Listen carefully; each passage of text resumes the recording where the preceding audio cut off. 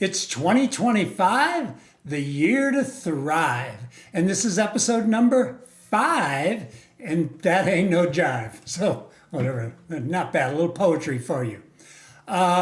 This one's going to be kind of short and sweet. It wasn't even on my list of original topics, but after a fresh rereading of Dr. John Medina's book, Brain Rules, I pledged to treat my brain a little better. And while John has 12 rules for your brain and mine, I'm going to stick with just 3 because if we, you and me, took these 3 things more seriously and incorporated a plan into our lives, we'd see an increasingly wonderful existence. Now, keep in mind, I am not a physician, a psychologist, or a stress expert. I'm just a guy who read a book who's passing on some things that worked for me. How's that for a disclaimer, right? So the 3 things are exercise, sleep, and stress. So exercise. Do you realize that in the beginning we were hunters and gatherers?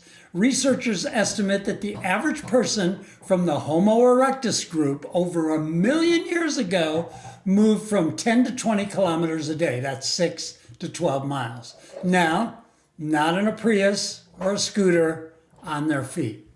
Scientists actually believe that during this time of the human brain's most impressive development, man, the species, not the gender, was on the move. And that's what did it. Put together these 2 things from opposite ends of the age spectrum. For my friends in the baby boomer generation, aerobic exercise only twice a week halves your risk of general dementia and cuts your risk of Alzheimer's by 60%.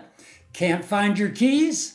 Go for a walk. Or, if you're like me, look in your hand. That's probably where they are, right? For kids, physically fit kids concentrate better, pay more attention, and are less likely to be disruptive.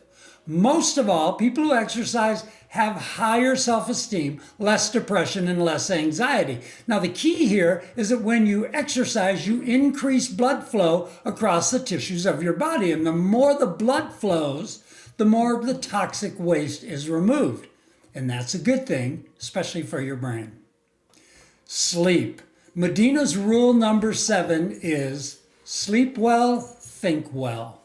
First, it's probably a good idea to know what kind of person you are. There are morning people, night owls, and people who are somewhere in between. So identifying when you are at your best because of when you sleep is essential in being your best.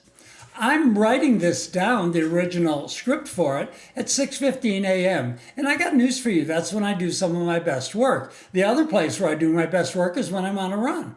For some of you, that idea is appalling. It's okay. Doesn't matter. Just know when you're at your best. Most awake, most clear, bright, whatever. And try to revolve your schedule around that. Of course, how much sleep we get is the key here. Obviously, people vary in their own sleep requirement. Most studies show that most people need 6 to 8 hours of sleep a night to be effective, and most studies are at the high end of that range.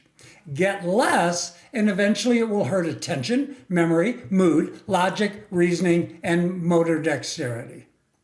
One thing is really clear. One of the greatest regenerating tools that Americans have treated with disdain, especially in the workplace, is the nap.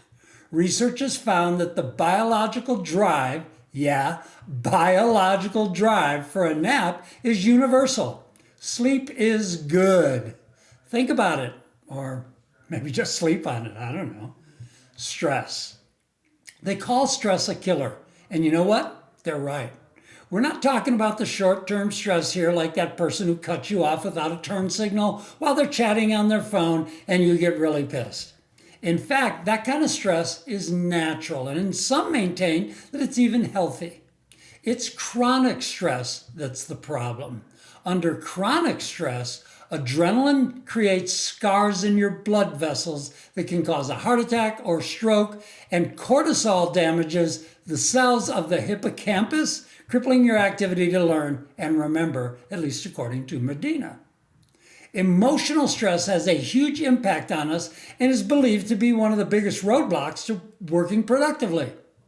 The worst of the stresses is the feeling that you have no control over a problem, helplessness. We all have, or should have, stress relieving protocol. And you have to know what works for you. The problem is we don't usually carve out the time to do what actually works. Two solutions have already been offered, exercise and sleep. Part of the problem, though, is that the average American society has made being stressed kind of a badge of honor on the road to success. Ooh, I'm way stressed. I'm way over the edge. Ooh, I'm not sleeping. Aren't I cool, right? And nothing could be further from the truth. It's time to wake up and smell the damage, so to speak. So what do? I think you could begin gradually with some exercise. Exercise will not only help your brain, but it should also help you sleep. Pick whatever works for you. Walking, running, cycling, yoga, whatever.